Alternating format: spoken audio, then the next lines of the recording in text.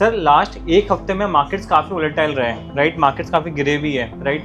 उधर हम देख रहे हैं कि ग्लोबली भी बहुत सारी चीज़ें चल रही है, कई जगह वॉर्स चल रहे हैं, कई जगह ट्रम्प के प्रॉब्लम्स चल रहे हैं, right. So there are so much defining things which are happening right now. आप इस चीज़ को कैसे देखते हैं? आपको क्या लगता है कि चीज़ें कब सेटल होगी, कि हमको कब तक वेट करना चाहिए उसका? ये 2 हफ्ते की बात ना करते हुए मैं मेरे 30 साल से ज़्यादा का कार्यकाल की बात करता हूँ, और मैंने देखा है कि हर साल मार्केट में कुछ ना कुछ नया होता है। ये मार्केट में just to give you word only certainty is uncertainty, मगर स्ट्रक्चरली अगर आप देखिए कि एक बड़ा बदलाव जो आ रहा है कि विमेन पावर का, राइट। आज की तारीख में अगर अगेन 140 करोड़ की जनता देखो, उसमें से 50% लगभग विमेन पावर है, but contribution of women in the economy was always on the lower side, right. हमेशा से कम रहे, हमेशा कम रहा, बट अब ये बदलाव आ रहा है and this women will come into the Indian workforce, right. अब सारी नई लड़कियां को पढ़ना, और उनके सामने ऐसे ऐसे उदाहरण भी आ रहे हैं जिसको उनसे इंस्पिरेशन मिलता है। अगर मैं ऑपरेशन सिंदूर देखूं, उसमें भी नाउ डिफेंस में भी फुल सर्विसेज हो गई है लेडीज लोग के लिए। आज आप कहीं चले जाओ जहाज में, तो पायलट भी आपको विमेन मिलती है, लेडी पायलट मिलती है, मतलब मेल विमेन दोनों चल रहे हैं। क्रिकेट टीम देख लो, right, just won the world cup. ISRO में भी देख लो, जहाँ रॉकेट्स बन रहे हैं वहां भी विमेन लोग का बड़ा कंट्रीब्यूशन रहा है। और सबसे बड़ा बात, एक फॉक्सकॉन जो आईफोन का वेंडर है, राइट, उसने बैंगलोर में एक नई फैक्ट्री लगाई, जो मैंने कहीं बीच में पढ़ा था कि 30,000 लोग का रिक्रूटमेंट हुआ है, and all women. 30,000 women only? Yes, women. Sir ये रिलीजियस टूरिज्म का भी जो अपटिक आया है, जो लोगों ने अब तक जाना स्टार्ट किया, ट्रैवल करना स्टार्ट करा है, is it also because of the structural change you are saying? Because when I used to travel earlier, I used to see the kind of जहाँ क्राउड देखता था, और आज मैं क्राउड देख रहा हूँ। लोगों की आस्था बढ़ी है, जिस तरह से भी करो। गवर्नमेंट ने भी एनेबलिंग कुछ फैक्टर्स करे हैं, अच्छा माहौल, मतलब अच्छा इंफ्रास्ट्रक्चर बढ़ाया है। तो मैं देख रहा हूँ हर जगह पे, जब जहाँ मैं मुझे अपॉर्चुनिटी मिलती, लास्ट जब भी कुछ सालों में मैं गया हूँ, मैं देख रहा हूँ एक बड़ा चेंज दिख रहा है। और एक सबसे बड़ा चेंज जो Mahakumbh, right, invest regularly and keep patience, patient pace. यदि आपने ये 3 चीजों का समन्वय किया, तो मेरा मानना है कि अगले 10, 15, 20 सालों में आपकी वेल्थ क्रिएट होगी, राइट। मैं अगर ये सोच के आऊँ कि 2-3 साल में पैसा बन जाए तो मैं आऊँ नहीं, वो बेटर रहेगा। चक्रव्यूह है भाई, चक्रव्यूह है। अभिमन्यु भी चक्र में घुस गया था पर निकलना नहीं आता था। तो यदि मैंने रोज का रोज सोचा, और सोचा कि मैं पैसा बना के निकल जाऊंगा, तो वो उसके लिए अर्जुन बनना पड़ेगा। आपकी और मेरी एज से भी ज़्यादा है। इमेजिन करिए 30 साल का legacy experience, Harshad Mehta scam, .com bubble, 2008 का क्राइसिस, कोविड क्राइसिस, सब कुछ देखा इन्होंने। आज कोई नॉर्मल गेस्ट नहीं है, बट मार्केट के रियल वेटरन है, रियल चैंपियन है, mister Ashok Kanawala, head of distribution alliance and product strategy at HDFC AMC। Sir welcome to our show. Thanks Akshat, thanks Choice sir यहाँ बुलाने पे। हमारी टीम ने बहुत बड़ा इंट्रो लिखा था आपके लिए, उसको मैंने कट शॉर्ट कर दिया क्योंकि इतनी सारी चीज़ें आपके बारे में उन्होंने बोली है। मैं देख सर स्टार्टिंग से स्टार्ट करते हैं। सर पहले मैं जानना चाहता हूँ, आपके पास मल्टीपल क्वालिफिकेशन है, CA है, ICW है, LLB है। तो सर ये 3 क्वालिफिकेशन करने के बाद फिर मार्केट के अंदर आना, उसका क्या रीज़न था, क्या थॉट प्रोसेस था? क्योंकि उस टाइम सर CA काफ़ी एक ऐसी डिग्री थी कि आप CA कर रहे हो तो उसके बाद आप ऑडिट्स में, अकाउंट्स में, ऐसी फील्ड में जाना चाहते थे, राइट। उसके बाद मार्केट्स के अंदर आना, साथ में आपने LLB भी करी, राइट। तो क्या उसका रीज़न था सर? देखो, पढ़ाई का जो एक मेन कारण होता है इज टू अक्वायर नॉलेज, और मुझे हमेशा बचपन से एक पैशन रहा था कि मुझे चार्टर्ड अकाउंटेंट बनना है। और कुछ ऐसी सिचुएशन आ गई, मतलब हमारे वक्त CA के कुछ रूल्स चेंज हो गए थे कि आप BCom के बाद ही CA कर सकते हो। तो ड्यूरिंग BCom जब मैं पढ़ रहा था सिडनम कॉलेज से, तो मैंने सोचा कि क्या किया जाए। तो हमने उस वक्त कॉस्ट अकाउंटिंग करा, और कॉस्ट अकाउंटिंग BCom के थोड़े टाइम बाद ही पास हो गया था। और फिर मैंने BCom के बाद अपनी जो मुझे पैशन था चार्टर्ड अकाउंटेंसी बनना, तो मैं चार्टर्ड अकाउंटेंसी करनी चालू करी। और हमेशा जो CA का एक होता है कि साथ में LLB का एक कॉम्बिनेशन होना चाहिए कि भाई उससे जो रेलेवेंट टैक्स लॉस वगैरह है तो उसमें थोड़ा काम लगता है, तो मैंने सीए के साथ एलएलबी भी पढ़ना चालू किया और मैंने तालीम लगभग 91 92 में सब दोनों ख़त्म करी। अब आपका सवाल भी अहम है कि सीए करने के बाद जनरली लोग समझते हैं कि अकाउंटिंग में जाए, ऑडिट में फाइनेंस में जाते हैं। जाए, ऑडिट में जाए, टैक्सेशन में जाए, बट उस वक्त म्यूचुअल फंड बड़ा एक नया कॉन्सेप्ट था। ऑफकोर्स वहाँ प्राइवेट सेक्टर तो कोई था ही नहीं, स्टेट स्पॉन्सर्ड जहाँ म्यूचुअल फंड होते थे तो एसबीआई होता था, यूटीआई यूटीआई होता होता था। था, बैंक ऑफ इंडिया का था, राइट। तो सब गिने चुने 5-6 म्यूचुअल फंड होंगे। एक नया फील्ड था और उसी दरमियान जो वो इकोनॉमिक लिबरलाइजेशन की भी बातें चल रही थी 1990 में सर। 1991-92 में, तो मुझे लगा कि ये एक ऐसा फील्ड है जहाँ से मैं कुछ नया सीख सकूँगा, नया समझ सकूँगा, और इवेंचुअली जो ये ग्रोथ की बात हो रही है उसमें मैं पार्टिसिपेट भी कर सकता हूँ। तो मेरे लिए कुछ नया था और आज 30 साल के बाद I am no regrets having selected the right line. Right. Sir उसके बाद आपने काफ़ी अच्छा टाइम बैंक ऑफ इंडिया में as a fund manager you spend there. Sir उस टाइम बैंक ऑफ इंडिया में थे तो किस तरीके से थॉट प्रोसेस था, मतलब आज के टाइम जो फंड मैनेज होते हैं उस टाइम जब फंड मैनेज होता था तो उसमें क्या डिफरेंस आपको दिखता है, क्या आपका उस टाइम पे एक एक्सपीरियंस था, व्हाट डू यू थिंक? फर्क सिर्फ इतना, जो 90s में देखते थे तो इंडिया एज अ, मैंने जो लिबरलाइजेशन की बातें हो रही थी, नए नए सेक्टर जुड़े थे कि टेक्नोलॉजी उस वक्त था ही नहीं, राइट। राइट। तो टेक्नोलॉजी एक नया सेक्टर आ रहा था उस time. Markets were more dominated by, हम बोल सकते हैं कि जो हार्डकोर एसेट्स वाले होते थे, जिनके पास बहुत फिक्स एसेट्स ज़्यादा होती थी, स्टील प्लांट हुआ, एल्यूमिनियम प्लांट हुआ, कंस्ट्रक्शन कंपनीज, उनका बड़ा दौर चल रहा था। Fix asset. हाँ, तो वो, but India still was evolving as an economy. तभी तभी बैंकिंग सेक्टर भी नहीं था उस जमाने में, बैंकिंग सेक्टर भी स्टेट बैंक का भी लिस्टिंग उसके बाद हो रहा था, तो काफ़ी चीज़ें उस वक्त नई नई आ रही थी। अब जबकि मैंने बैंक ऑफ इंडिया के बाद जब एचडीएफसी में मैं आया और मैं देख रहा था कि बड़ा रिसर्च ओरिएंटेड भी फंड हो रहा है, वैल्यूएशन की बड़ी महत्वता हो गई है वहाँ। बड़ी उस टाइम कंपनीज की बड़ी महत्वता होती थी कि अच्छी कंपनीज कौन सी है, उसमें इन्वेस्ट करना चाहिए। उस वक्त डेट के जो रेट ऑफ इंटरेस्ट होते थे वो भी डबल डिजिट, क्लोज टू 14-15% होता था। वो एक अलग ही माहौल था 90s का। बट जो 90s के बाद 2000 के बाद जो चला, तो gradually I am seeing that it is much more refined अभी हो गया है, रिसर्च ओरिएंटेड हो गया है, रेट ऑफ इंटरेस्ट भी काफ़ी कम हो गए जो 90s में होते थे, तो पूरा माहौल मेरे हिसाब से बदल गया है। सर रिसर्च स्टाइल भी जो थोड़ी ट्रेडिशनल होती थी पहले, अब शायद वो भी सर थोड़ी बहुत चेंज हुई है कंपैरेटिवली, राइट? फंड मैनेजर्स भी ऐसे स्टॉक्स को चेज करना चाहते हैं जो कि काफ़ी मार्केट में फेमस है, right? For example I can't name directly stocks, but ऐसी कंपनी जिनके पास कोई असेट हैवी मॉडल नहीं है but they are getting a very good valuations, right?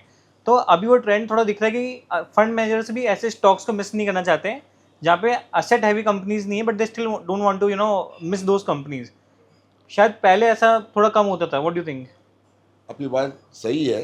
जैसे मैंने कहा कि 90s का डिकेड में we used to look at companies from more like an asset right. Value and all this thing. अभी innovation वाला मामला हो गया है नाउ, राइट। Growth India. और जैसे मैंने पहले भी कहा कि जब 90s के बाद हमने जब चालू किया था फंड मैनेजमेंट और इन्वेस्टमेंट का काम, तभी इंडिया के पास वो इतनी सारी हिस्ट्री नहीं थी। सेंसेक्स भी 10 साल जुना ही था। आज अगर आप देखें तो 40-45 साल की हिस्ट्री हो गई सेंसेक्स की, and we can see the evolution happening over the period of time. और इंडिया का जो growth trajectory was coming out of newer sectors. जैसे अभी इनोवेशन का वाला बात, व्हाट इज इनोवेशन डूइंग? अगर सोचे, जो आप हाई ग्रोथ कंपनीज की बात करते हैं, they basically help you expand the market right. In a cost effective manner. हम ये सब देख रहे हैं। फॉर एग्जाम्पल 90s की डिकेड की अगर बात करूँ, एक उदाहरण के तौर पे, हमारे सबके घर में लैंडलाइन होता था। Right. Right sir.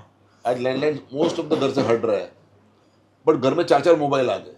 Very true. तो ये पूरा बदलाव आ रहा है, वो जो Right. हम लोग देख रहे हैं, right. The way we even today order food, right, जैसे कि बड़े बड़े सिटीज में जोमेटो, स्विगीज, ये बड़े प्रोमिनेंट से हो गए, मतलब online delivery of food etcetera. This all the changing phase which I am seeing the trend, and therefore they are a high growth. तो उसके लिए मेरे हिसाब से आज investment teams don't want to miss out on this kind of changing dynamics of the Indian market. जो demographic changes हो रहे हैं, जो जनरेशनल चेंजेस हो रहे हैं। या Right. The way people consume food, consume orders or whatever is changing. And as you rightly said, demography है. आज 140 करोड़ की जनता में से मीडियन एज बोलो तो 28 की है, तो यंग पीपल है. And the way they look at things, the way they consume, वो काफ़ी अलग है. And they are creating their own demand. जब वो डिमांड आती है तो फिर उस टाइप के बिजनेसेस को nobody would like to lose because they remain a very high growth business. Right. Sir एक बहुत इंपॉर्टेंट क्वेश्चन है जो हमें इन्वेस्टर्स ने भी बोला था हमसे पूछने के लिए आपसे. सर लास्ट एक हफ्ते में मार्केट्स काफ़ी वोलेटाइल रहे हैं, राइट. मार्केट्स काफ़ी गिरे भी है, राइट. उधर हम देख रहे हैं कि ग्लोबली भी बहुत सारी चीज़ें चल रही हैं. कई जगह वॉर्स चल रहे हैं, कई जगह ट्रम्प के प्रॉब्लम्स चल रहे हैं, right. So they are so much defining things which are happening right now. आप इस चीज़ को कैसे देखते हैं? आपको क्या लगता है कि ये चीज़ें कब सेटल होगी, कि हमको कब तक वेट करना चाहिए उसका, या फिर वेट करें ना करें, या फिर अभी हम एंट्री लेना स्टार्ट कर दें? उसकी क्लैरिटी नहीं है इन्वेस्टर्स को. सही सवाल अक्षत. और इसमें ये 2 हफ्ते की बात ना करते हुए मैं मेरे 30 साल से ज़्यादा का कार्यकाल की बात करता हूँ. और मैंने देखा है कि हर साल मार्केट में कुछ ना कुछ नया होता है. ये मार्केट में, just to give you one word, only certainty is uncertainty. Only Right. Certainty is uncertainty. पता नहीं कल क्या होगा. और जैसे आपने कहा, स्कैम हुआ, राइट. ग्लोबल फाइनेंशियल क्राइसिस हुआ, टेक बबल हुआ 2000 का, .com वाला, Right. राइट. या टेक बबल हुआ, कोविड भी हो गया, कई हादसे हो गए. मैंने जब मेरा कार्यकाल चालू किया तब सेंसेक्स 2000 से कम था. इतना कुछ हो गया, जबकि बाजार 40, 50, 60% फ्रॉम पीक घटा for variety of reasons at some point in time. फिर भी आज हम 80,000 के ऊपर है, 40 टाइम से बढ़ गया बाजार. तो market essentially over a period of time tracks growth, और India remains a growth economy. तो ये महाभारत की जो कहानी है, अर्जुन जब बाण लगा रहा था तो उसकी नज़र पंछी के आँख पे था, बाकी के लोग यहाँ वहाँ भटक रहे थे. राइट. बट वो पंछी को देख रहा था. वो पंछी की आँख को देख रहा था, हाँ. और उस निशाना बराबर साधा. राइट. अपनी भी कहानी ऐसे कि जब तक एक ग्रोथ बरकरार है, मीडियम टू लॉन्ग टर्म में आपको रिटर्न मिला ही है इन टाइम्स ऑफ द ग्रोथ. तो India if remains a growth story, जो इंडिया की ग्रोथ कहानी है. और मार्केट में उतार चढ़ाव तो आने वाले ही हैं, पीछे भी आए हैं, आगे भी आएंगे, और हमेशा कुछ नए कारण से आएंगे. राइट. आज जैसे टेक्नोलॉजी की बात, आईटी की बात हो रही है. राइट. एआई पिछले डिस्ट्रप्शन. साल चले जाओ तो हम टैरिफ की बात करते थे, हम स्लो डाउन की बात करते थे, शायद जियोपॉलिटिकल बात कर रहे थे. राइट. इंडिया का भी नेबर के साथ कॉन्फ्लिक्ट हो गया था, ग्लोबली भी कुछ हो रहा था. हर साल कुछ नए कारण आएंगे और ऊपर चढ़ाव आएगा. बट जिसने भी इस उतार चढ़ाव का फायदा लिया है by investing into Indian economy, right, believing that India is a growth story, और जिसने भी इस करेक्शन में इन्वेस्ट किया है अपने हिसाब से, अपने अनुसार से, और लंबा विजन रखा है, उसने पैसा कमाया है. ये बहुत सिंपल सी बात है. हमेशा कुछ ना कुछ नया होगा. आज ये बात है, 6 महीने के बाद नई बात आएगी, राइट, और अगले 6 महीने के बाद और नई बात आएगी. बट आपने देखना, जो अर्जुन की तरह उसकी आंख में देखना है कि इंडिया का ग्रोथ बरकरार है कि नहीं. राइट. अगर इंडिया का नॉमिनल ग्रोथ जो 10% पे अपना बजट बना है, अगर पिछले कोई सालों में देखा हो तो 14-15% का ग्रोथ होता, अब 10% का हो गया, बिकॉज इन्फ्लेशन भी कुछ कम हो गया है, और अपना ग्रोथ भी 6-7% का हो रहा है, रफली 10% का. तो ये अगर ध्यान में रखे और इन्वेस्ट करे इंडियन इकोनॉमी में, इंडियन मार्केट्स में, तो हमारे अच्छे रिटर्न्स आने वाले टाइम में बन सकते हैं. तो सर आप ये बोल रहे हैं एज ए इन्वेस्टर मैं एक्सेप्ट कर लूँ कि मार्केट्स में हमेशा कुछ ना कुछ इवेंट होता आया है और होता रहेगा. बट एज ए इन्वेस्टर मैं सिर्फ एक चीज़ कर सकता हूँ कि जब भी मुझे एक अच्छी अपॉर्चुनिटी मिले कुछ पैसा डालने का, कुछ by the dips, technically by the dips. और करेक्शन 10-15% तो हर साल करेक्शन आता है. अगर 24 में चले जाओ, जब इलेक्शन हुआ, जब रिजल्ट विपरीत आए लोगों की समझ से, तो एक ही दिन में बाजार घट गया. मगर आज उस लेवल से भी अगर आप देखें तो मार्केट का रिटर्न 15-16% बन गया. तो कभी भी जब डिप आया है, वो उसने हमको अपॉर्चुनिटी दी to invest in the Indian market. और यदि यही सिंपल सा लॉजिक रखे और लगाते रहे पैसा अपना, कोई सब आज तो पूरा पैसा लगा देने वाला नहीं है, right. Part of the allocation है, अपने को अपना एलोकेशन देखना है, अपने पास जितना सरप्लस है, कितना टाइम है, उसको देखते लगाने का है। But first belief should be कि क्या हमको इंडिया की ग्रोथ स्टोरी पे कन्विक्शन है कि नहीं। अगर इंडिया की ग्रोथ स्टोरी पे कन्विक्शन है, जो आज की तारीख में बहुत अच्छी है, ग्लोबल ग्रोथ से हमारा डबल ग्रोथ चल रहा है, राइट। राइट, और हम आज इंडिया की वर्ल्ड की चौथी लार्जेस्ट इकोनॉमी बन गए, कुछ समय में थर्ड लार्जेस्ट हो जाएंगे।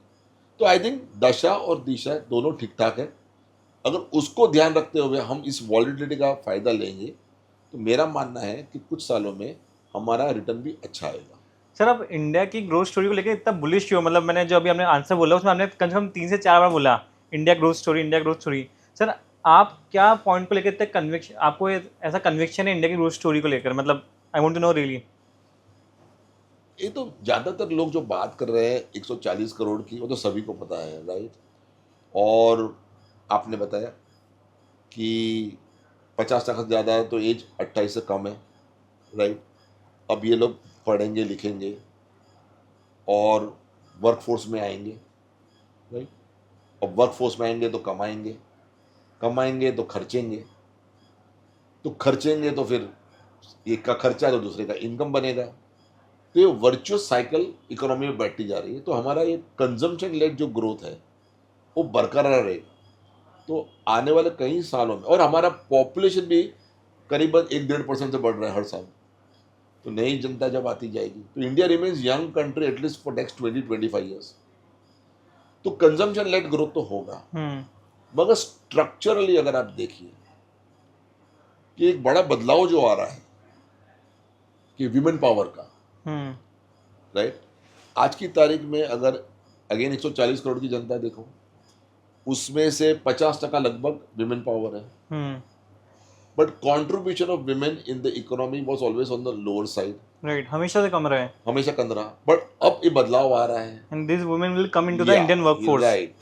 अब सारी नई लड़कियां को पढ़ना, और उनके सामने ऐसे ऐसे उदाहरण भी आ रहे हैं जिसको उनसे इंस्पिरेशन मिलता है। अगर मैं ऑपरेशन सिंदूर देखूँ, उसमें भी नाउ डिफेंस में भी फुल सर्विसेज हो गई है लेडीज लोग के लिए। आज आप कहीं चले जाओ जहाज में तो पायलट भी आपको विमेन मिलती है, लेडी पायलट मिलती है, मतलब मेल विमेन दोनों चल रहे हैं। क्रिकेट टीम देख लो, right, just won the world cup. ISRO में भी देख लो, जहाँ रॉकेट्स बन रहे हैं वहाँ भी विमेन लोग का बड़ा कंट्रीब्यूशन रहा है।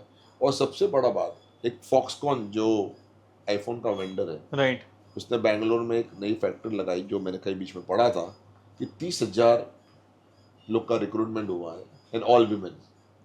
30,000 women only? Yes, women plant. तो ये धीरे धीरे जो बदलाव आ रहा है देश में, ज़्यादा से ज़्यादा लोग कंट्रीब्यूट करेंगे तो इकोनॉमी तो ग्रो होगी होगी। उसके अलावा जो गवर्नमेंट ने एनेबल किया है इनोवेशन का सिस्टम, स्टार्टअप का सिस्टम, इकोसिस्टम जो बनाया है, और उसको सपोर्ट कर रहे हैं, तो India also gradually is like third largest in unicorns है आज। और आप यूनिकॉर्न के कुछ उदाहरण आपके सामने देख रहे हो। कुछ कुछ कंपनियां जो मैं रेकमेंड नहीं कर रहा हूँ, but I am just saying कि जोमेटो का एक उदाहरण दे रहा हूँ कि प्री कोविड वो लोग कहाँ थे और आज कहाँ पर है। आज लिस्ट हुए और उनकी सेंसेक्स में प्लेस हो गई। बहुत बड़ी बात है। 50 कंपनी में, टॉप 50 कंपनी में जोमेटो आ गया। जोमेटो आ गया। तो ये चेंजिंग फेज ऑफ है। तो इनोवेशन की महत्वता बहुत है। जैसे मैंने आपको टेलीफोन का उदाहरण दिया, वैसे मैं ईवी व्हीकल्स का दे सकता हूँ। वैसे कई सारे उदाहरण हैं। कहीं कहीं फाइनेंस में भी आपको दिख रहा है, धीरे धीरे इनोवेशन फार्मास्यूटिकल में दिख रहा है, डिफेंस में दिख रहा है। Innovation will be one such area which will also help India go to the next level of growth. So while conventional factors, population-led growth, maybe I can say religious tourism. आप कहीं पर भी चले जाओ religious tourism में, India में जहाँ भी बड़े बड़े टेम्पल्स हैं, आप चाहे बनारस चले जाओ, आप चाहे पुरी चले जाओ, आप तिरुपति चले जाओ, जो इकोसिस्टम बना है, right, in terms of religious tourism, जो लोकल डेवलपमेंट कर रहे हैं, जहाँ से लोगों के धंधे बढ़ रहे हैं, मुझे लगता है consumption as a mainstay तो रहेगा ही रहेगा। बट जो स्ट्रक्चरल चेंजेस है, जैसे मैंने कहा विमेन पावर है, राइट, या इनोवेशन वाला पावर है, they will continue to make India grow at a good pace going forward. So structurally, we will remain one of the fastest growing economy for next couple of decades. Sir ये religious tourism का भी जो uptick आया है, जो लोगों ने अब तक जाना स्टार्ट किया, ट्रैवल करना स्टार्ट करा है, is it also because of the structural change you are saying? Structural change नहीं है, बट ये जनता का ही है. मतलब जब मैं of course when I used to travel earlier, I used to see the kind of जहाँ क्राउड देखता था और आज मैं क्राउड देख रहा हूँ. लोगों की आस्था बढ़ी है. जिस तरह से भी करो, गवर्नमेंट ने भी एनेबलिंग कुछ फैक्टर्स करे हैं, अच्छा माहौल, मतलब अच्छा इंफ्रास्ट्रक्चर बढ़ाया है. तो मैं देख रहा हूँ हर जगह पे, जब जहाँ मैं मुझे अपॉर्चुनिटी मिलती, लास्ट जब भी कुछ सालों में मैं गया हूँ, मैं देख रहा हूँ एक बड़ा चेंज दिख रहा है. और एक सबसे बड़ा चेंज जो महाकुंभ था, राइट, जब महाकुंभ पिछले साल बना, पूरा कवरेज, वर्ल्ड वाइड कवरेज मिला उसका. 40-45 दिन में वहाँ बोलते हैं 60-65 करोड़ लोग गए. अब तो सरकार ने जो आंकड़े दिए वही है, पर वहाँ का स्पेंडिंग भी अगर कहीं जाके देखो तो कोई बोल रहा था कि 3-3.5 लाख करोड़ का, जिससे मैंने कहीं गूगल पे पढ़ा, उतना का आपका रेवेन्यू हो गया है. तो I think the way people are looking at visiting this religious places completely different. और वहाँ की लोकल का बड़ा एक सपोर्ट बनता है. और जब इनको भी इतना पैसा आता है तो वो लोग भी स्पेंड करते हैं on variety of projects etcetera. तो पूरा डेवलपमेंट हमें दिख रहा है. तो I think they also help India grow on the consumption way. Perfect. Sir अगर आप अभी इनोवेशन की बात कर रहे थे, तो अभी आपने रिसेंटली देखा होगा कि एआई ने लिटरली अभी मार्केट में एकदम बौखलाल मचा रखा है, right? You can see news everywhere कि जहाँ पे क्लॉड आ रहा है, चैट जीपीटी आ रहा है, जेमिनी आ रहा है, and they are coming with some really good tools, right? And it's directly impact कर रहा है सर ये हमारे आईटी सर्विसेज जो कंपनी है, जो ट्रेडिशनल आईटी सर्विसेज कंपनी है, उनके रेवेन्यू को. तो सर आपको क्या लगता है ये एक शॉर्ट टर्म पेन रहेगा, या फिर आईटी कंपनीज एंड ये एआई एजेंसीज जो मॉडल से साथ में मिलकर काम करेंगे, इस पे कंप्लीट ग्रे एरिया है, कोई क्लैरिटी नहीं है? आपके एक्सपीरियंस के हिसाब से है, बिकॉज एक टाइम पे कंप्यूटर एज भी पूरा आया था, राइट? आपने पूरा डिजिटलाइजेशन आपके आंखों के सामने होते हुए देखा है. तो ये करंट फेज को आप कैसे देखते हो sir? Only thing constant is change, right. समझ लेते हैं. ओनली चेंज जिस there is constant is change, right. जो मैं डिकेड्स 90s में जब आपने बात करी, जब कंप्यूटर आया and lot of things it will create to job loss etcetera etcetera. और मैं उस जमाने में मैंने मेरा करियर चालू किया था जब टाइपराइटर होता था, राइट. तो टाइपराइटर तो कम्प्लीटली रिप्लेस हो गया.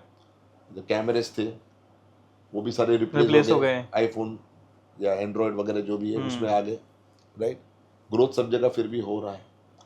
अच्छा, मैं आज बोलता हूँ कि जब रेफ्रिजरेटर आया तो उसके भी फायदे थे.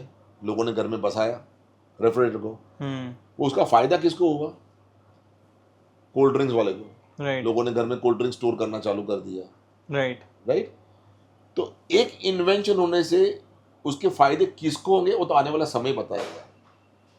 एक बात तय है, जब एआई आए may be short term pain disruption होगा, बट कहीं ना कहीं आगे जाके कई सारी इंडस्ट्री को उसका फायदा भी होगा इन टर्म्स ऑफ प्रोडक्टिविटी. कुछ नया ही माहौल निकल के आएगा. और वही चीज़ हुई, टेक्नोलॉजी जब आया तब किसी को पता नहीं था. और आज India is one of the largest provider of global services, right. तो कभी सोचा नहीं था किसी 30 साल पहले, और आज ये हो रहा है, राइट. तो अगर आने वाले साइड में कुछ कम नहीं होगा, उसकी प्रोडक्टिविटी बढ़ेगी, उसकी बेनिफिट होगी, उसकी कहीं ज़्यादा उपयोगिता बनेगी जिसका फायदा पूरे समाज को होगा. तो मुझे ऐसा लगता है कि मे बी ये नया चीज़ है. जैसे हमने फॉर एग्जाम्पल, मैं आपको दूसरे उदाहरण की तरफ से देख रहा हूँ. कोविड आया 2020 में और पहले 40% बाजार गिर गया, राइट. क्योंकि हमको किसी को पता नहीं था, अनएक्सपेक्टेड कोविड आ गया, बराबर है. क्या करना कुछ समझ में नहीं है.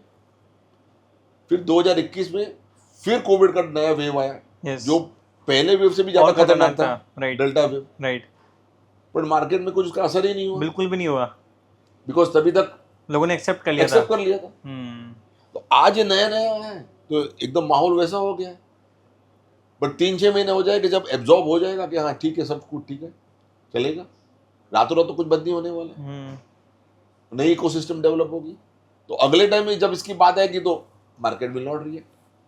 और मार्केट का यही है, अगर मैं टैरिफ भी चले जाऊं, जब टैरिफ अनाउंस हुआ अप्रैल में हुआ था तो मार्केट बहुत जोर से गिर गया.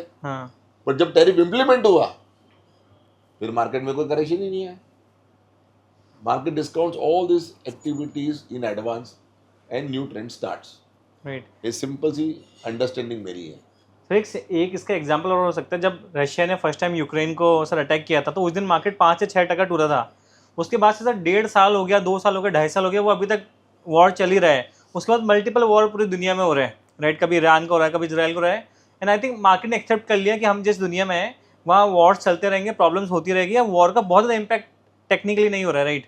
तो इट कैन बी एग्जाम्पल कि मार्केट एब्जॉर्व कर लेता है इस तरीके का नेचर, या फिर मार्केट प्राइस कर लेता है एक बार के अंदर उस चीज़ को. एब्सोल्यूट. तो वो तो मतलब मैंने पहले कहा ना, ओनली सर्टेनिटी इज अनसर्टेनिटी. वो आने वाली है, कुछ नए नए कारण से आती रहेगी. ये नया कारण कुछ दिख रहा है. जैसे मैंने कहा कि हमारा फोकस होना चाहिए जीडीपी ग्रोथ पे. यदि हमारा वो 10% ग्रोथ बरकरार बना रहता है तो मार्केट की अर्निंग में रिफ्लेक्ट करेगी. Market eventually see economy decides the market. Market does not decide the economy.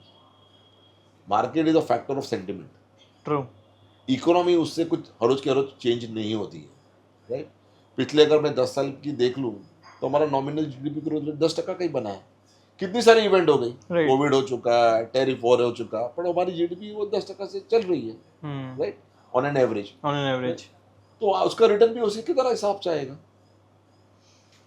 तो यदि हमको लगता है थ्रेड का हमारा जीडीपी ग्रोथ ही कम हो जाएगा आने वाले टाइम में, तो हमें सीखना चाहिए. बट ऐसा तो अभी फिलहाल तो कोई इंडिकेशन दिख नहीं रहा है. Right. And India always has been a domestic driven economy. जब अपनी जनता इधर है, इंटरनल कंजम्पशन है, ग्लोबल फैक्टर्स बड़े कम है जो हमारी इकोनॉमी को इन्फ्लुएंस करते हैं in terms of growth, right. Right. Market wise it could be plus and minus, और सेंटिमेंट का बैरोमीटर है तो ऊपर नीचे होता रहता है. तो मेरा यही मानना है कि every volatility is an invitation to invest as far as India remains a growth story. Simple. Perfect. Sir इसमें मैं अपना एक्सपीरियंस शेयर करता हूँ. मेरे को याद है 2020-21 में जो रैली आई थी कोविड के बाद. आई रिमेंबर सर, जब दोस्तों के साथ मिलने जाते थे, बैठने जाते थे सर, ना मान लो किसी का फाइनेंस बैकग्राउंड भी नहीं है sir, all of them were feeling कि भाई मैं ही मार्केट का बॉस हूँ, जिस स्टॉक पे हाथ लगा वो भाग रहा है. तो सब में, इन्वेस्टर्स में एंड ओवरऑल इंडिया के अंदर भी सर मार्केट में ये कॉन्फिडेंस आ गया कि मार्केट्स बहुत एग्रेसिवली ग्रो करते हैं and this can be a primary source of income also, right. सब लोग स्टॉक मार्केट में घुस रहे हैं और रिटर्न एक्सपेक्टेशन बहुत बढ़ गई थी, राइट. फिर अभी लास्ट 1.5 साल में पर्टिकुलरली अगर हम ऑल टाइम हाई देखें तो 27 सितंबर 2024 से जब अगर हम आज तक का पीरियड देखें तो नील रिटर्न्स या नेगेटिव रिटर्न्स हम बैठे हैं आज, राइट. मतलब कुछ पैसा नहीं बना है. तो लोगों को अब क्लैरिटी आ रही है. सर आपको जो 15-20 साल में आपने अलग अलग तरह के इन्वेस्टर से डील करा है, राइट. तो आपका क्या इस पर पॉइंट ऑफ व्यू है कि इन्वेस्टर का बिहेवियर कैसे चेंज होता है डिपेंडिंग ऑन द मार्केट्स. मैंने जो 2020-21 में देखा उसमें तो मेरे को सबने क्लियर कर दिया कि भाई हम सब मार्केट के बॉस है और हमको पता है क्या स्टॉक पिक करना है and we will become a millionaire in few months, few years. Market में एक चीज जो कांस्टेंट रही है वो इन्वेस्टर बिहेवियर है. तेजी में तेजी, मंदी में मंदी. That is what they generally forecast and they believe. अब जब सितंबर 24 की बात करें, उसके पहले सब माहौल ठीक था, अच्छा रिटर्न आ रहा था. उसके थोड़े टाइम पहले भी चले जाओ, जब कोविड हुआ और कोविड से रिकवरी आ रही थी, 40% बाजार घट गया था. मतलब मानना ये था कि कल हम रहेंगे या नहीं रहेंगे, वो वाली हाँ. बात थी, राइट. और उस साल अगर मैं इंडस्ट्री के आंकड़े देखता हूँ, म्यूचुअल फंड इंडस्ट्री, तो लगभग 65,000 करोड़ नेट रिडम्पशन हुआ था टोटल उस टाइम. टोटल. किसी को बिलीफ नहीं था, और वही लोग वापस 1-2 साल के बाद इन्वेस्ट करने आ गए जब मार्केट और ऊपर चला गया. तो जब आप ये सितंबर 24 से करो तो अभी लोगों की धैर्य शायद टूटेगी, और टूट रहा भी होगा. अब ऐसे एक के बाद एक नई कहानियां आती रहती है, मार्केट में रिटर्न नहीं है, तो वो लोगों को लगता है and they keep on extrapolating, right. तो कोविड में लगा था कि ये हम रहेंगे ना रहेंगे. उसके बाद जब सितंबर तक कहानी अच्छी चली तो बोला ये मार्केट हमेशा बरकरार ऐसे रहेगा, तब लोगों ने एंट्री वापस करना स्टार्ट करी, करते रहे. अब 15-16 महीने से रिटर्न नहीं है, नहीं बन रहा, और वैसे कहानी आ रही है, तो उनको लगता है अभी आगे भी रिटर्न नहीं बनेगा, नहीं बनेगा, तो अवॉइड करो. अवॉइड करो. बट एक बात भूल जाते हैं, ये इंडिया की ग्रोथ स्टोरी, जो मैंने सिंपल सा कहा कि अगर इंडिया की नॉमिनल ग्रोथ अगर 10% बरकरार रहती है तो this is a case of mean reversion. कभी रिटर्न अच्छे हो गए जो इकोनॉमी से बहुत बेटर हो गए तो मीन रिवर्जन होता है.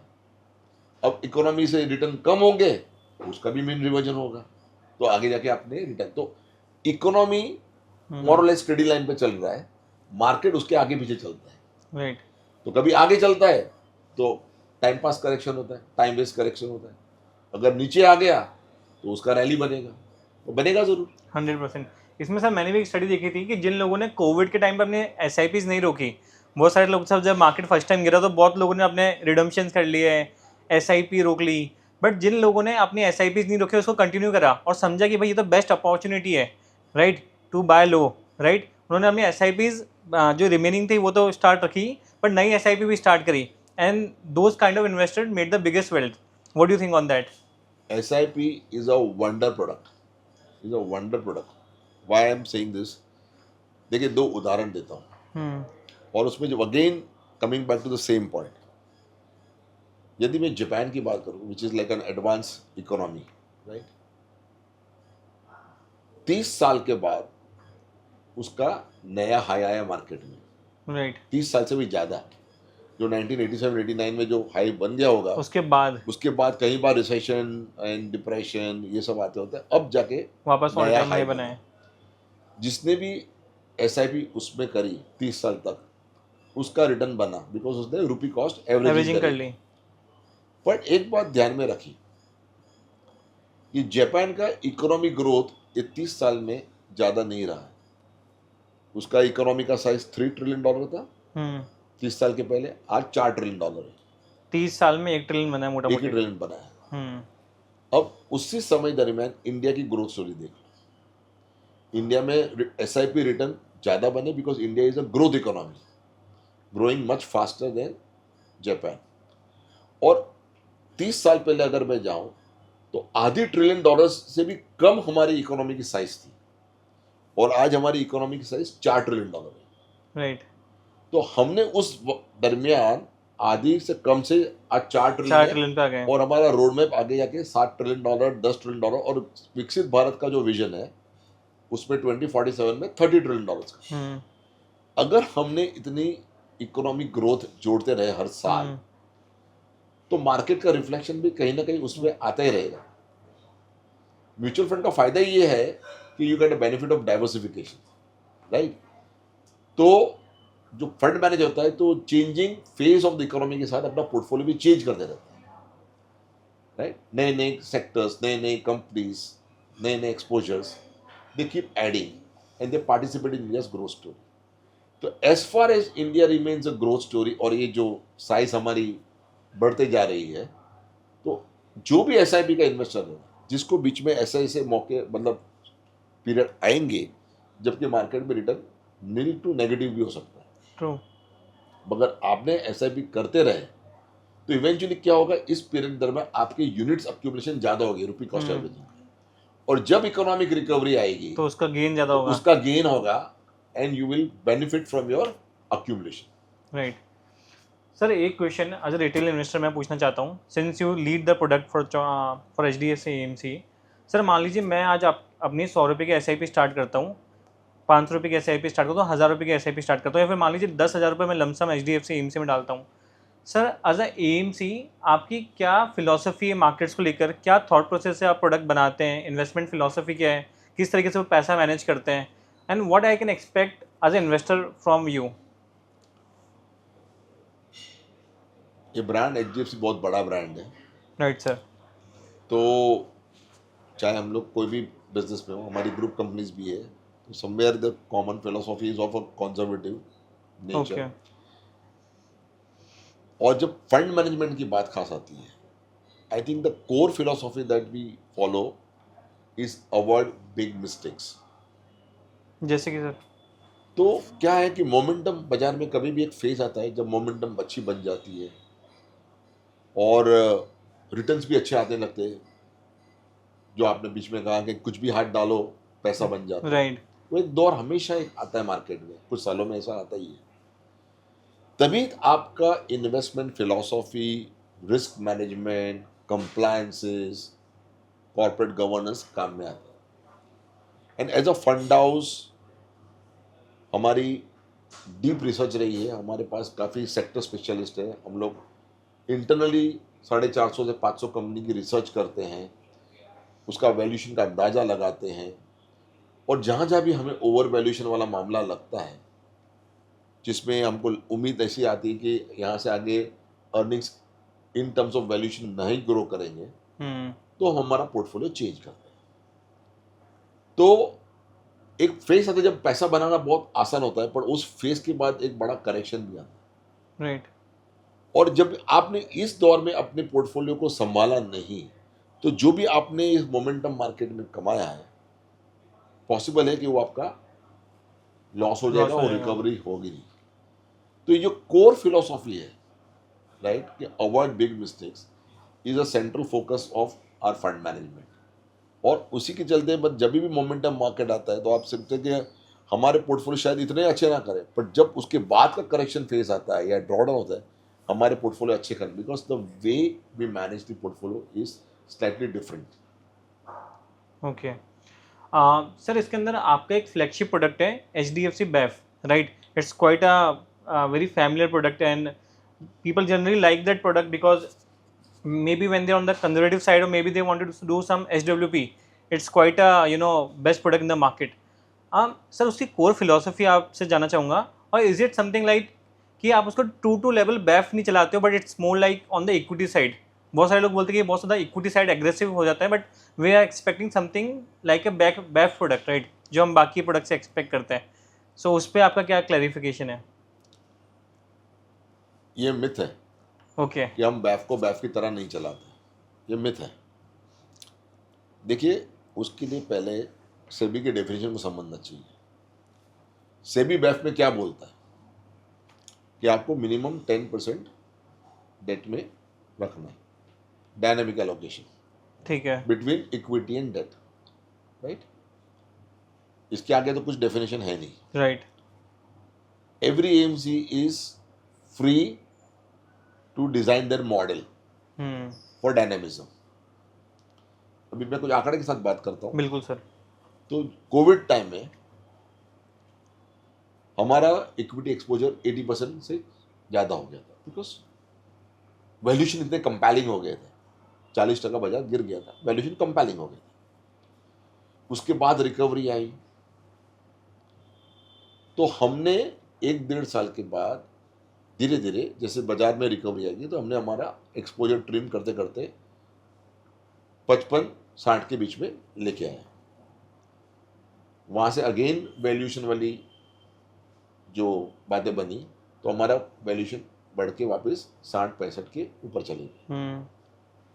और फिर जब सितंबर 24 की बात कर रहे हो आप, और जब मार्केट वो मोमेंटम में चले गया था, तो हमारा फंड मैनेजर ने इक्विटी एक्सपोजर कम करके 50 के नीचे लेके आया तब से। हाँ, ओके। उसके बाद आप देख रहे हो करेक्शन आए, राइट। और मार्च महीने से आप देख रहे हो कि उसका एक्सपोजर बढ़ते बढ़ते अब वापस 65 के आसपास आ गया। तो गलत क्या किया? मे बी मेरा पोर्टफोलियो 40 के पास नहीं गया, पर हमारा मॉडल में नहीं आया। तो हमारा भी जो फैक्टर मॉडल लगाते हैं, जिसमें हम फॉरवर्ड अर्निंग्स देखते हैं, प्राइस टू बुक देखते हैं, जिसे की यील्ड और अर्निंग्स यील्ड का गैप देखते हैं, बहुत सारे फैक्टर्स हैं।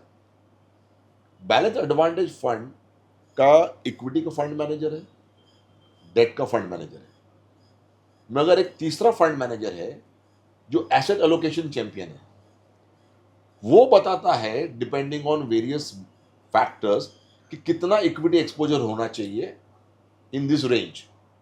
कैसे डिसाइड होता है सर, ये बताइए। तो ये बताया ना, हाँ। फॉरवर्ड पी देखा, हाँ। ट्रेलिंग पी देखा, प्राइस टू बुक देखा, इक्विटी वैल्यूएशन का, इक्विटी अर्निंग्स और जीसे यील्ड का गैप देखा, मैक्रो एनालिसिस करी ओवरले करके, और एक रेंज बना कि आप इसके बीच में हो सकते हो।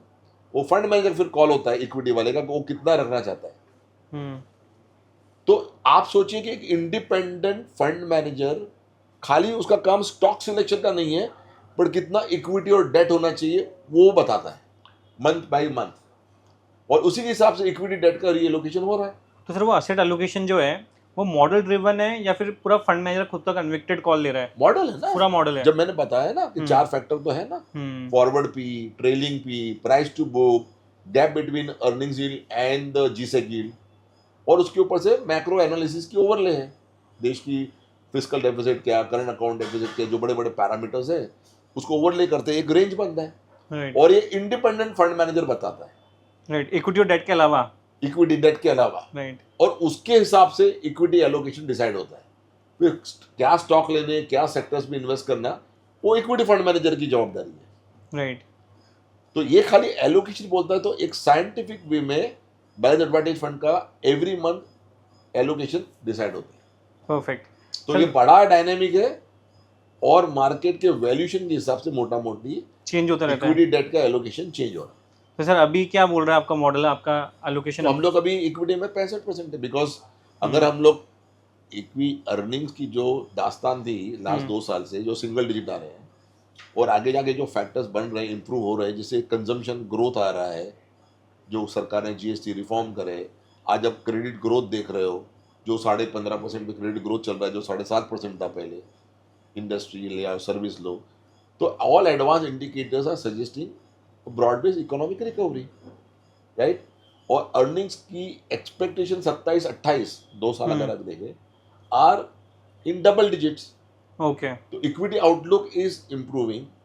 आपका 15-16 महीने से बाजार चला कंसोलिडेशन नहीं, है। राइट। तो आपके वैल्यूएशंस भी मॉडरेट हो गए, price correction, time correction. Right. तो वो हो चुका, आउटलुक इंप्रूव हो चुका, तो लॉजिकल यही है कि आपका इक्विटी एलोकेशन ज्यादा होना चाहिए, और इसलिए अभी आप 65% पे बैठे हो उस पर। राइट। परफेक्ट। और जब बाजार चलेगा तो उसकी वैल्यूएशन के हिसाब से वो ट्रेडिंग वापस चालू हो जाएगी। परफेक्ट। सर बहुत सारे नए इन्वेस्टर्स इस पॉडकास्ट को देख रहे हैं डेफिनेटली, एंड उनको आप फाइनल इस पॉडकास्ट के अंदर क्या ब्यूटीफुल एडवाइस आपके 30 साल के एक्सपीरियंस से देना चाहोगे, ताकि जब वो अपनी इन्वेस्टिंग जर्नी स्टार्ट करें तो शायद वो गलतियां करने से बचें, शायद वो फोमो में आने से बचें, जो सोशल मीडिया पे ट्रेंड चल रहा है, जो सोशल मीडिया पे दिखाया जा रहा है कि how to get rich quickly, उस ट्रैप से बचें। तो sir please if you can speak for investors and guide them. Stock market में अगर पैसा बनाना है तो पहले सबसे अहम चीज है, आप में होना चाहिए पेशेंस। हम ये अक्सर यूज करते हैं, हमारे जब क्लाइंट से बात करते हैं या पार्टनर से बात करते हैं, हम उनको दिखाते हैं। और आज तो सेंसेक्स की हिस्ट्री 40 साल से ज़्यादा है। यदि हम 40 साल की हिस्ट्री को अगर रिटर्न एनालिसिस करें, 1 साल, 3 साल, 5 साल, 10 साल, 15 साल, 20 साल, तब हम देखते हैं कि ज़्यादा से ज़्यादा नेगेटिव आउटकम 1 साल में आते हैं। कहना बड़ा मुश्किल हो जाता है कि अगले साल 1 साल के बाद, जैसे सितंबर 24 में किसी को लगा नहीं था कि 1 साल के बाद रिटर्न नहीं के बराबर होंगे, और आज भी 15-16 महीने के बाद वैसे ही कुछ भी नहीं है।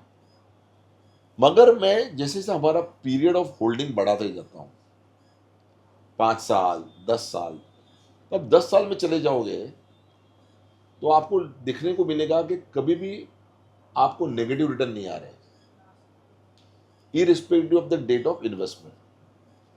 तो जितना आपने लंबा सोचा उतना आपका रिटर्न आउटकम बेटर होने का चांसेस है, अच्छे हैं, प्रोबेबिलिटी बढ़ जाती है। उसके दरमियान काफी वॉलिटिलिटी आ सकती है कुछ नए कारणों से। पिछले कुछ साल कुछ अलग था, इस साल अभी कुछ अलग है, अगले साल कुछ और आएगा। मगर जब तक इंडिया की ग्रोथ स्टोरी बनती रहती है तो overall medium to long term returns are in line with the India's growth story, right. तो यदि मैंने अगर SIP करी, राइट, और मेरे पास अगर मैंने आज कमाना शुरू करा है, मेरी एज 25 है या 30 है, थोड़े सेविंग बन रहे हैं, मैं कुछ थोड़े अमाउंट से भी SIP चालू करूँ और इंडिया की ग्रोथ स्टोरी में पार्टिसिपेट करता रहूँगा, तो प्लस माइनस करते करते करते मेरा वेल्थ क्रिएट भी होता रहेगा।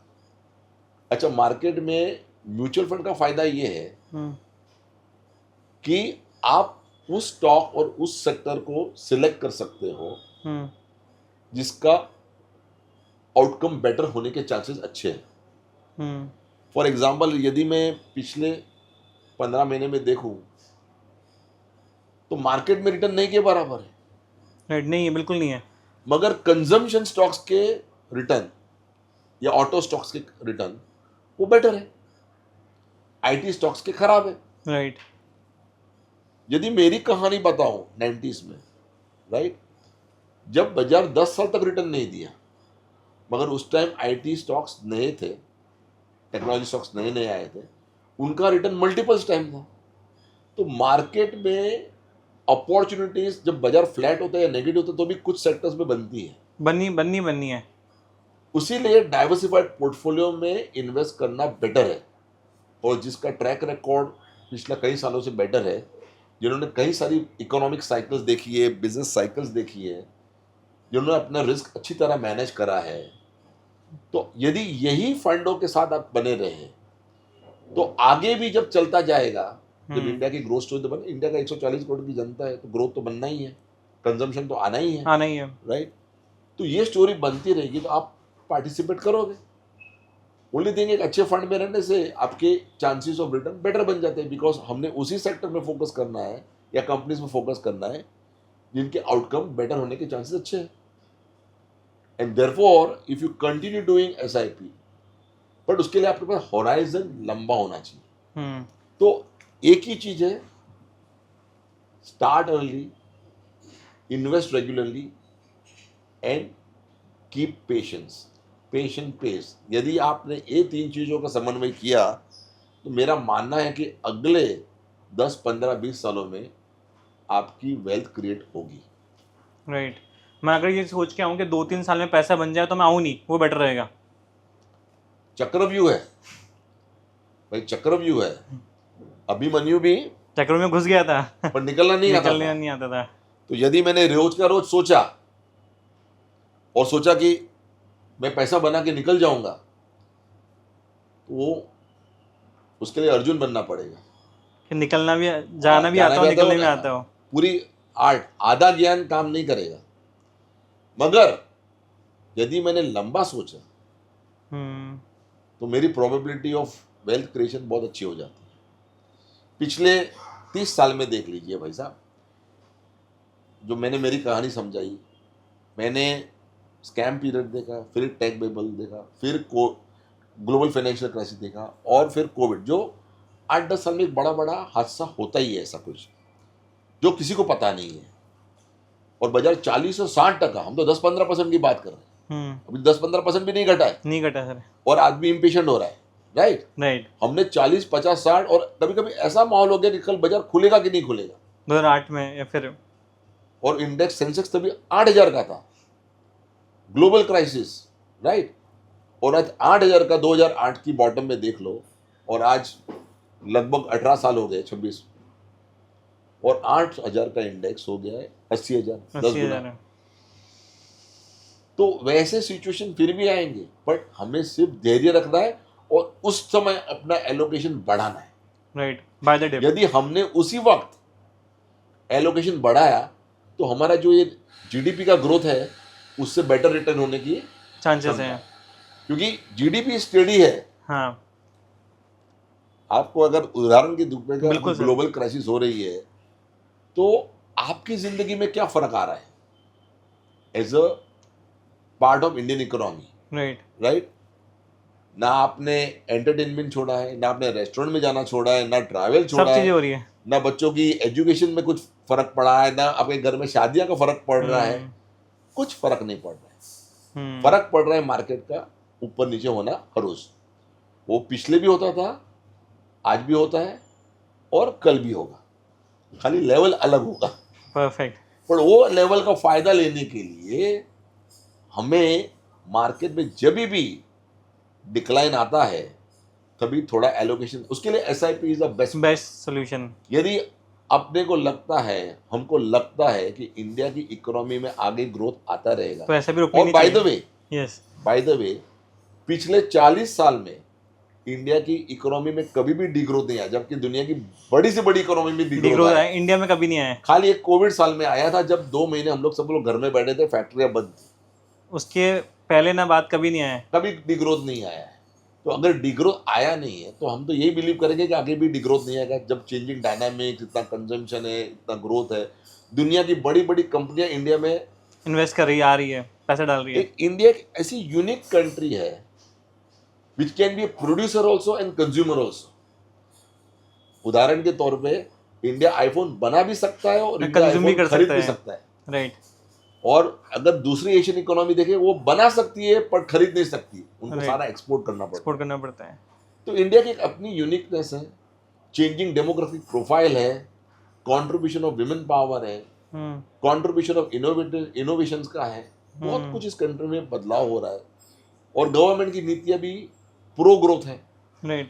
यदि मैं ये सबको जोड़ूं तो मुझे लगता है कि इंडिया का ग्रोथ बरकरार रहेगा और बरकरार रहेगा तो आगे प्रॉफिट पूल भी बढ़ेगा और प्रॉफिट पूल बढ़ेगा तो मार्केट का रिटर्न भी आएगा, और वेल्थ क्रिएट होगी। वेल्थ भी क्रिएट होगा। तो उसके दरमियान यदि हमने वॉलेटिलिटी का फायदा लिया तो चांसेस यही बनेंगे कि हमारा रिटर्न और बेटर हो सकता है। तो मतलब SIP नहीं रोकनी है। यदि आपको सिंपल बात बताऊं, पिछले साल की अगर देखें, एक साल का रिटर्न 5% है सेंसेक्स का, 3 साल का रिटर्न आप देखो तो शायद 10% है, मगर 5 साल का, ये मैं मार्च 25 के आंकड़े बता रहा हूँ अभी के नहीं, तो 5 साल का रिटर्न 20% है। अब 5 साल में 20% आया, फिर 10 साल में जाओ तो वापिस 10-12 वही रिटर्न 12-13 राइट। तो 20 क्यों आया? क्योंकि मार्च 20 में कोविड था और कोविड में 40% बाजार गिर गया था, पर जिसने भी उस टाइम SIP ऑन रखी, स्टार्ट रखी। SIP करी या इन्वेस्ट किया, उसका रिटर्न 5 साल के बाद अच्छा है। तो जिसने भी वॉलेटिलिटी का फायदा लिया, अब उस टाइम 40% ग्रोथ बहुत बड़ी बात थी, तो फॉल आया तो रिटर्न बहुत अच्छा हो गया। अभी हमारा रिटर्न 10-15% है, तो अगला मैं 3-5 साल का सोचूं तो मैं उसके हिसाब से देखूं तो शायद रिटर्न बेटर हो सकते हैं। Right. So what a quality advice for our investors. So basically investor, make sure you are consistent, regularly investing, plus patience is the key. Sir, thank you for joining us and thank you for such beautiful insights. Investor, please let me know in the comments what you have learned in this session. Thank you. Stay tuned.